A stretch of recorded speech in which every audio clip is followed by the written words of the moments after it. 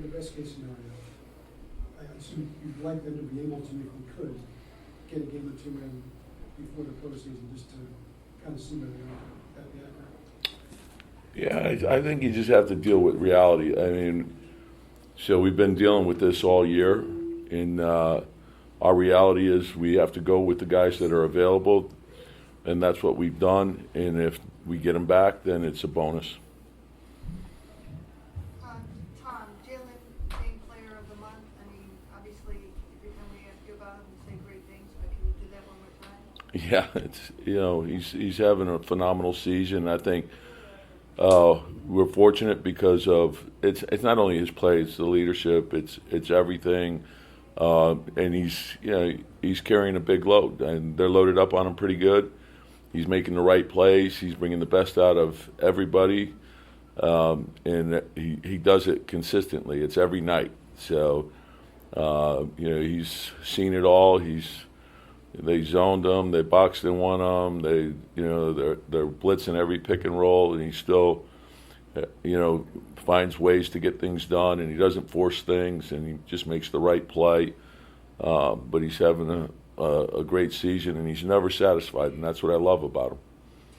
You also, you guys knew what you had last year, but in the playoffs here last year, many people, that's sort of when they started taking a look at Jaylen and said, this guy is a cornerstone of a franchise. Maybe you already thought that, but the series you had, do you kind of see that where he took the next step? Yeah, I think, and that's sort of been the mark of his career, like from high school, college, the pros. And oftentimes I think he gets overlooked, and when you're making a big mistake because maybe he doesn't look the part, but he is the part, and he plays his best in big moments, and he's always trying to learn and grow and get better. He's a great student of the game, and he's driven beyond belief. I mean, the guy, there are no days off for him. And so he's worked and deserved everything that he's gotten because of the commitment that he's made. There's no shortcuts with this guy. And oftentimes in our league, we hear guys say all the right things and do none of them. And you hear very little from him in terms of he never talks about himself and the things that he's doing. But if you watch him, you can see what he's doing. And I think those are the toughest guys.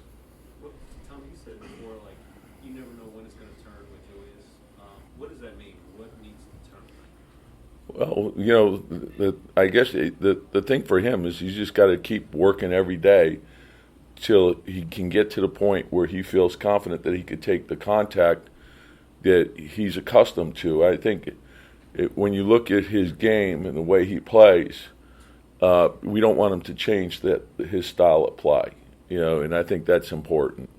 And so just keep, doing what you're doing, and you have to have a belief that it will turn, which I do. Maybe it's tomorrow, maybe it's the day after, who knows when it is. But just keep putting everything you have into each day. So work out, do your rehab, try to strengthen your shoulder as much as you can, and go from there. Not a surprise, a short time ago, Erik Spoelstra had nothing but good things to say about the way your team's playing. On the flip side, when you face the Spo coach team and the C team, what is it about them that you expect, that physicality, that defense, the way these games tend to be between you guys? Yeah, they've been hard-fought games. I think we've played 12 times in the last 2 years, and I think both teams have scored 106 points, and the rebounding is physical. The defense is physical, and it usually comes down to a hustle play at the end of the game. And so that's what Miami's never changed their style of play. That's who they are, and they're going to play defense. They're going to play together. They're going to share the ball offensively. I coach Jimmy, so I have a good understanding of who he is and what he brings to a team. And you got to play for 48 minutes against them. Hey, Coach. Back here. I was going to ask you about your offensive rebounding philosophy. You guys are number one in the league. You're undersized in a lot of positions.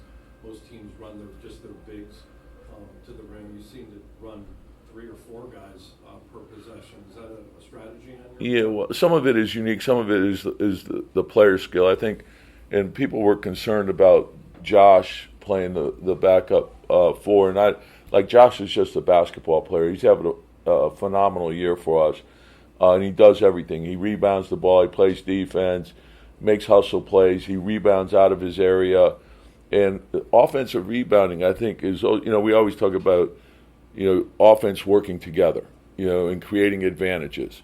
And so I think a principle of sound offense is forcing the defense to collapse. And once you force the defense to collapse, you put them in rotation. And now you have opportunities to go offensive rebound.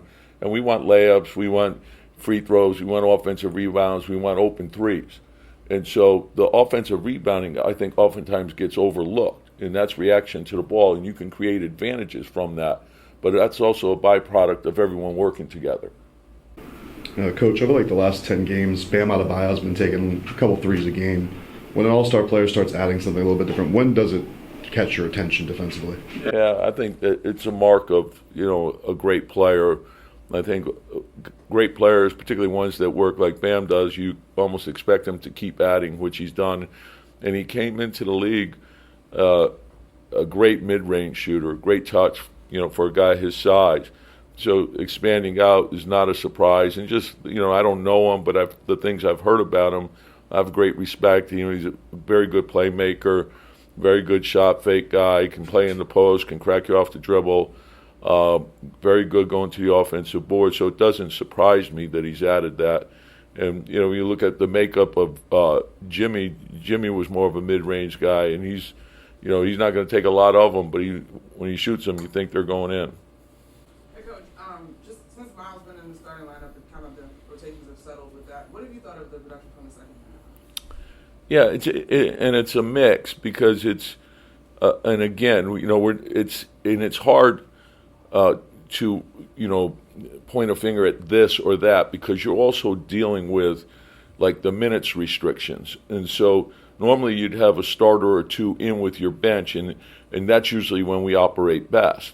So Jaylen has to come out at some point, and then we have to make sure that we're able to manufacture those points. And right now we're dealing with Isaiah with his minutes restrictions, so we have to work around that. And, we're capable. We just got to keep working at it, and we'll get better.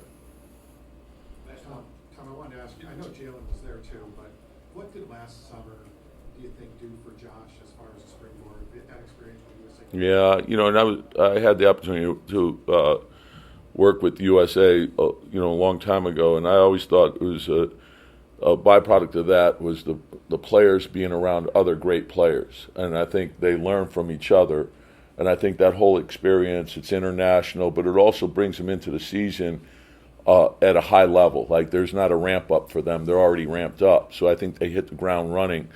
But I think anytime you could experience that, you're going to get a lot better from that experience. I know when I was in Chicago, Derrick Rose did the World Cup, and he came back. He was 22 years old and won the MVP. So I think any time you have the opportunity to be around that other great players, great coaches, great international coaches, and it's a different game, you have to adapt quickly, but there's things that you can take and add to your own game, and I think it was very beneficial for him.